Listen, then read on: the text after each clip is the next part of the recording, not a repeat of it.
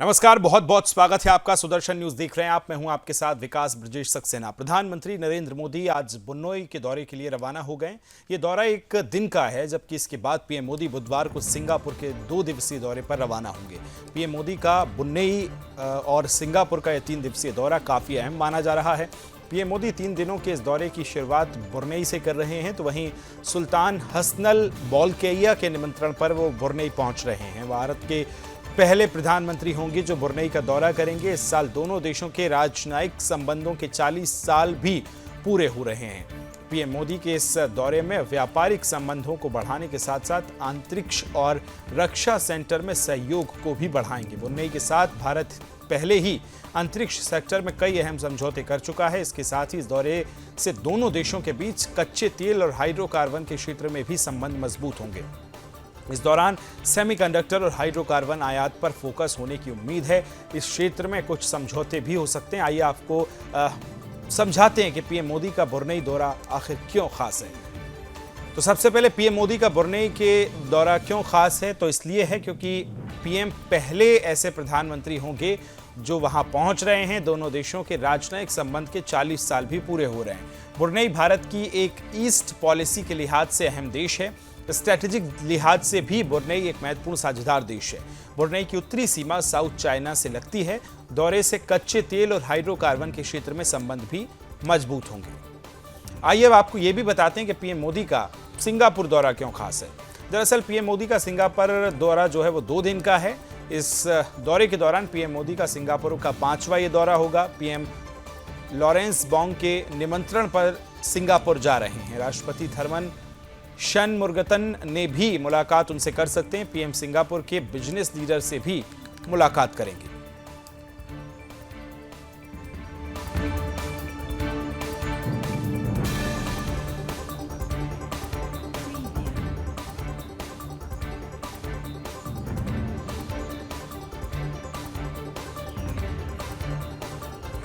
देखिए, ग्राफिक्स के जरिए भी अब आपको बता रहे हैं। हमने अब समझाया आपको कि दोनों देशों का दौरा आखिर क्यों खास है, और अब आपको ग्राफिक्स के जरिए भी हम समझा रहे हैं।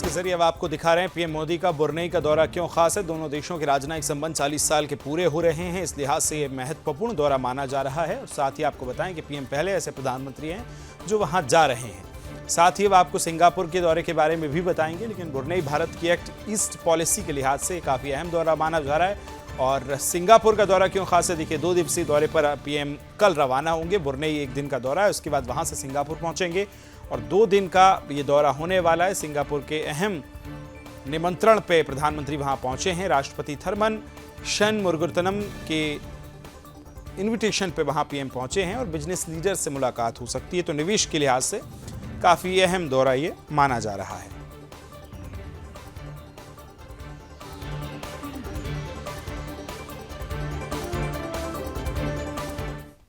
बीजेपी सदस्यता अभियान का प्रधानमंत्री नरेंद्र मोदी ने शुभारंभ कर दिया है। सबसे पहले बीजेपी की सदस्यता प्रधानमंत्री नरेंद्र मोदी ने मिस्ड कॉल से ली है। इसके साथ ही झारखंड चुनाव को लेकर बीजेपी ने तैयारियां शुरू कर दी हैं। इसी मुद्दे पर हमारी दिल्ली ब्यूरो चीफ सौरभ तिवारी ने केंद्रीय रक्षा राज्य मंत्री संजय सेठ से खास बातचीत की है। आइए सुनवाते हैं। बात करते हैं केंद्रीय रक्षा राज्य मंत्री संजय सेठ साहब से। संजय जी, क्या लक्ष्य है इस बार आप लोग को सदस्य बनाने के लिए? देखो, दुनिया का सबसे बड़ा दल और हम सब के लिए आज सौभाग्य का विषय रहा कि अपने आंखों के सामने हम सब लाखों कार्यकर्ताओं ने प्रधानमंत्री जी को सदस्य बनते देखा। ऐसा सौभाग्य नहीं मिला। इस आंख के सामने प्रधानमंत्री पार्टी के सदस्य बन रहे हैं और भाजपा का सदस्य मतलब बनना मां भारती की सेवा और करोड़ों कार्यकर्ता। आप देखो, जो लक्ष्य रखा वो छोटा पड़ेगा। मैं तो झारखंड से आता हूँ। झारखंड में इस बार जीत का रिकॉर्ड टूटेगा और सदस्यता का भी रिकॉर्ड टूटेगा। दोनों रिकॉर्ड टूटेंगे।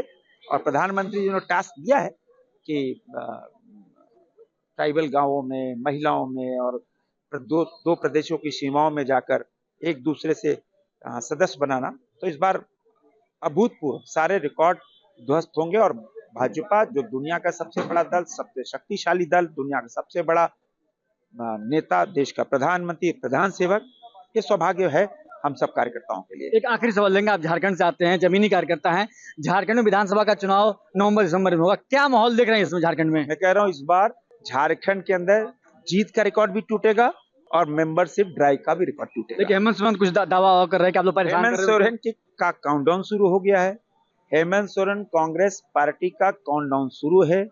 उस प्रदेश के अंदर युवा बोल रहा मिला क्या, वहां की बेटी बोल रही मिला क्या, किसान बोल रहा मिला क्या, आम लोग बोल रहे मिला कुछ नहीं, मिला मुंगेरी लाल के हसीन सपने। इसीलिए काउंटडाउन शुरू है और उस झारखंड के अंदर 2/3 बहुमत से उस प्रदेश के अंदर सरकार बनेगी भाजपा की। धन्यवाद। तो ये थे हमारे साथ रक्षा राज्य मंत्री संजय सेठ साहब, जिन्होंने स्वच्छता अभियान से लेकर झारखंड के विधानसभा चुनाव तक बात कर दी और दावा भी ठोक दिया कि झारखंड में भारतीय जनता पार्टी की सरकार बनने जा रही है। सौरभ तिवारी, सुदर्शन न्यूज। राजधानी दिल्ली में इन दिनों जन समस्याओं का अंबार लगा हुआ है। कहीं कूड़ों का ढेर है तो कहीं टूटी हुई सड़कें, जिससे आम जनता काफी परेशानियों का सामना कर रही है। ऐसा ही मामला दिल्ली के द्वारका विधानसभा से सामने आया, जहां पार्षद और विधायक दोनों ही आम आदमी पार्टी से हैं, लेकिन उसके बावजूद भी इलाके में समस्याओं का समाधान नहीं हो रहा है।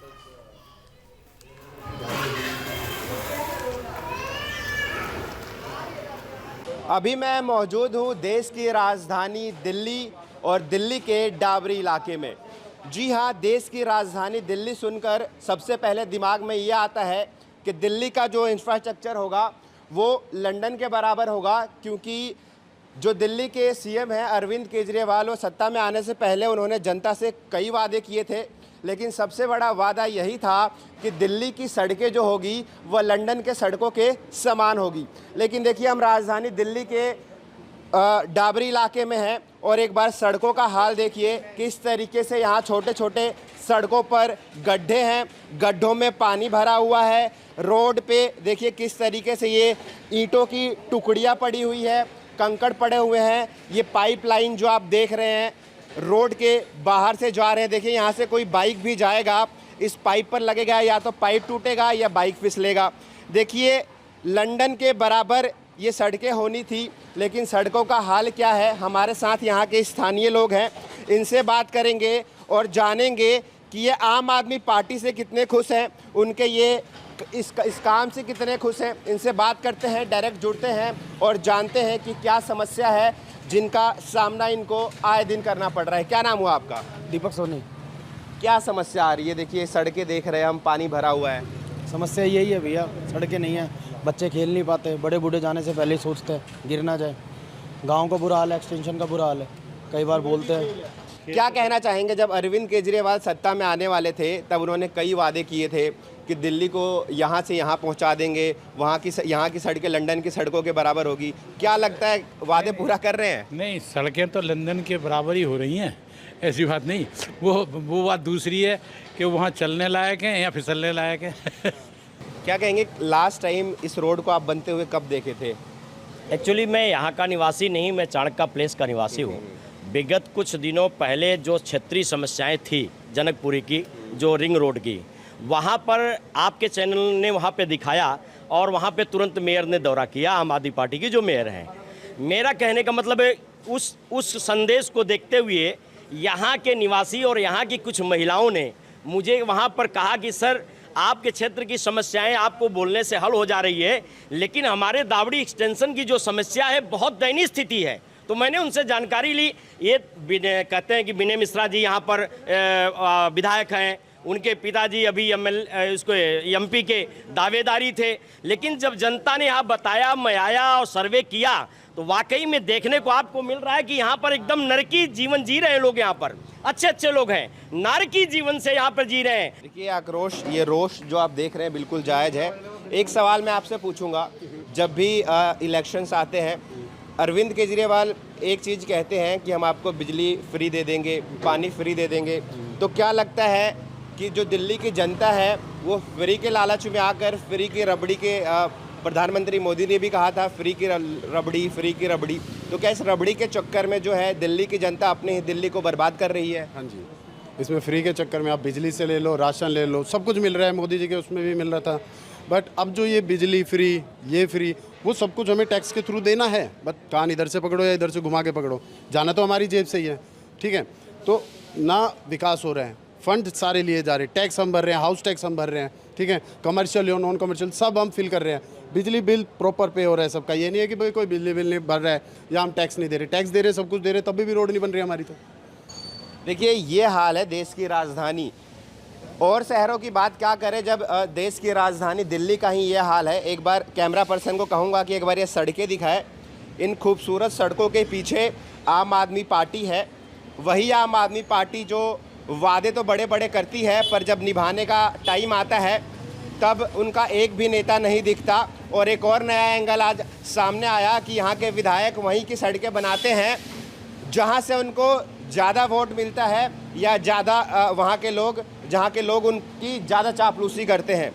फिलहाल देखिए, दिल्ली की जनता मजबूर है, सरकार जो राजनेता हैं वो अपनी राजनीति करने में व्यस्त हैं, और जो अगर कुछ परेशानी कोई झेल रहा है तो वो दिल्ली की जनता है। फिलहाल कैमरा पर्सन चंदन के साथ मैं सूरज, सुदर्शन न्यूज़, दिल्ली। चलिए आगे बढ़ेंगे, बात करेंगे यूपी के बहराइच की, जहां भेड़ियों का आतंक जारी है। रात में 5 साल की बच्ची पर भी भेड़िए ने हमला कर दिया है। घायल बच्ची का अस्पताल में इलाज जारी है। 35 से ज्यादा गांवों में भेड़िए से डर का माहौल बना हुआ है। यूपी के बहराइच से चौंकाने वाला मामला सामने आया है, जहां भेड़ियों का आतंक जारी है।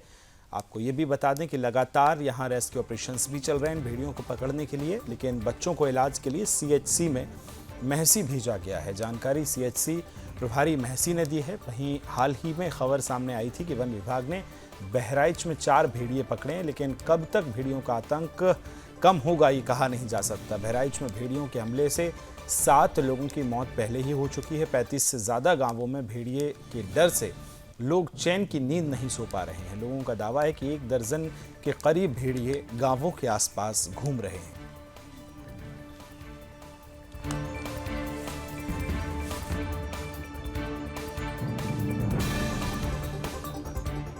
तो आपको बता दें कि तकरीबन 8 से 10 ऐसे भेड़िए थे जो आसपास के गांवों में घूम रहे हैं। जो आसपास के गांव हैं वहां के लोग दहशत में जीने को मजबूर हैं। रात में सो नहीं पा रहे हैं, उनको चैन की नींद जो है वो नहीं ले पा रहे हैं, क्योंकि घायल जो बच्चियां हैं उनका अस्पताल में इलाज जारी है। बच्चियों पर हमला बोला है। 35 से ज़्यादा गाँवों में भेड़िए दहशत का माहौल बनाए हुए हैं। बहराइच के आसपास हाल बुरा है, क्योंकि भेड़ियों का आतंक यहाँ लगातार जारी है।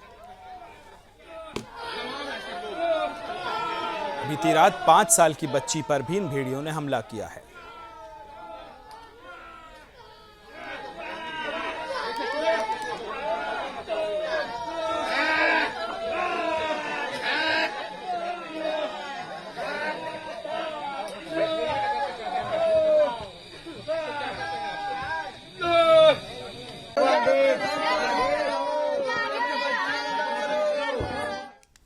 चलिए आगे बढ़ेंगे और अब बात करेंगे पश्चिम बंगाल की, जहां पश्चिम बंगाल में विधानसभा का स्पेशल सत्र आज बुलाया गया है। विधानसभा के स्पेशल सत्र का आज दूसरा दिन है। ममता सरकार आज एंटी रेप बिल पेश करेगी।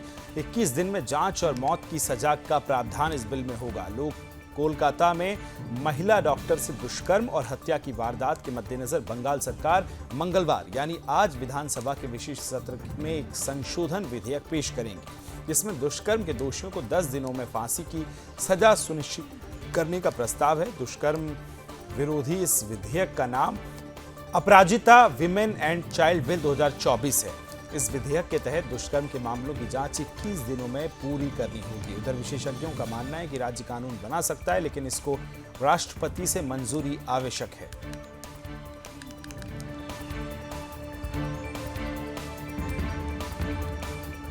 बता दें कि 2 दिन का विशेष सत्र जो है कोलकाता विधानसभा में बुलाया गया है, जिसमें आज एंटी रेप बिल जो है वो भी आज विधेयक पर रख सकती हैं ममता बनर्जी, और एंटी रेप बिल पेश भी आज हो सकता है।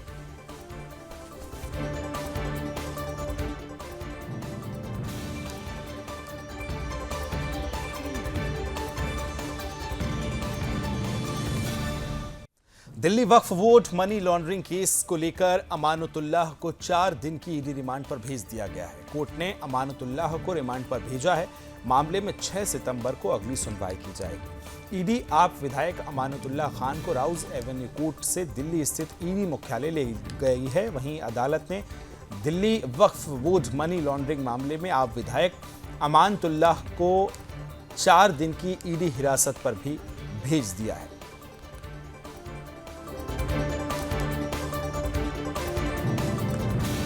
मध्य प्रदेश में सोयाबीन उत्पादन में अपने निकटतम प्रतियोगी राज्यों जैसे महाराष्ट्र, राजस्थान को भी पीछे छोड़ते हुए फिर से सोयाबीन प्रदेश बनने का ताज हासिल कर लिया है। भारत सरकार के जारी ताजा आंकड़ों के अनुसार Madhya Pradesh 5.47 million ton soybean उत्पादन के साथ पहले नंबर पर है। देश में कुल सोयाबीन उत्पादन में मध्य प्रदेश का 41.92% योगदान है। महाराष्ट्र 5.23 मिलियन टन के साथ दूसरे नंबर पर है, तो देश के कुल उत्पादन में महाराष्ट्र का योगदान 40% है, जबकि राजस्थान 1.17 मिलियन टन उत्पादन के साथ तीसरे नंबर पर है। देश के कुल सोया उत्पादन में राजस्थान का योगदान 8.96% है। पिछले 2 सालों में मध्य प्रदेश में सोयाबीन उत्पादन में कमी आने से मध्य प्रदेश पिछड़ गया था। साल 22-23 में महाराष्ट्र 5.47 मिलियन टन उत्पादन के साथ पहले पायदान पर था और देश के कुल सोयाबीन उत्पादन में 42.12% का योगदान था, जबकि मध्य प्रदेश 5.39 मिलियन टन के साथ दूसरे नंबर पर रहा था।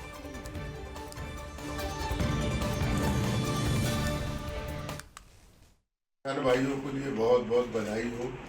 किसान भाइयों की मेहनत का फल है जो उन्होंने अच्छे तरीके से मेहनत करके खाद, पानी, बीज, अच्छे किस्म का बीज जो मिला है लोगों को, इसकी उनको लाभ मिला है और हम ईश्वर से कामना करते हैं कि इसी प्रकार हमारे किसान भाइयों की फसल दुगनी हो, चौगनी हो।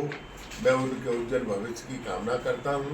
बधाई देता हूँ हमारे प्रदेश के यशस्वी मुख्यमंत्री आदरणीय मोहन यादव जी को कि उनके नेतृत्व में कृषि के क्षेत्र में अच्छे से अच्छा काम हो रहा है और किसान हमारे खुशहाल होंगे और किसान खुशहाल होंगे तो हमारा प्रदेश खुशहाल होगा और प्रदेश खुशहाल होगा तो हमारा देश खुशहाल होगा। ये कृषि प्रधान देश है, कृषि प्रधान प्रदेश। असम के मुख्यमंत्री और झारखंड चुनाव सह प्रभारी हेमंत बिस्व शर्मा ने कहा है कि पहली बार झारखंड को लेकर चुनाव समिति की बैठक हुई है। वहीं परिवर्तन संकल्प यात्रा की शुरुआत में भी प्रमंडल से जो है किया गया। इस बैठक में चुनाव की तैयारियों पर चर्चा की गई। उन्होंने कहा कि झारखंड में हर दिन नई चुनौती आ रही हैं। बांग्लादेशी घुसपैठ, वादा खिलाफी का मामला झारखंड की जनता से जुड़ा हुआ है। भाजपा का उद्देश्य है कि राज्य के युवाओं की जान बचाई जाए।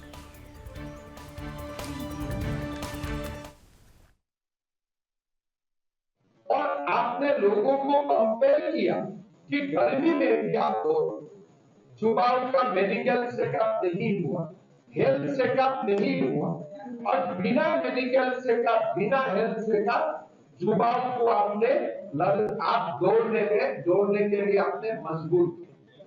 भारतीय जनता पार्टी ऐसे हिलस्पर्शी घटना को हम हमारे जितना भी शक्ति है, ये शक्ति से हम इसको निंदा करता है। हेमंत सोरेन जी और उनका सरकार अभी युवाओं का मृत्यु का कारण बन चुका है। ऐसे बड़ा दुर्घटना हमारा देश में कोई कोने में आज तक नहीं हुआ। हमने निर्णय लिया हो कि ये युवाओं का मृत्यु का इंक्वायरी करने के लिए कि 2023 या 2026 तक क्या करके बैठा, वो समय आपने फिजिकल टेस्ट क्यों नहीं करवाया। हम नेशनल ह्यूमन राइट्स कमीशन में हम अर्जी डालेगा, इसका एक इंक्वायरी होना चाहिए और पूरा ये 18 परिवारों को आप कॉम्पेंसेट कीजिए। उनका घर में आप एक नौकरी दीजिए, 50 लाख रुपया का कम से कम आप मुआवजा दीजिए। और इसी के साथ इस बुलेटिन में फिलहाल इतना ही। दीजिए इजाजत। नमस्कार।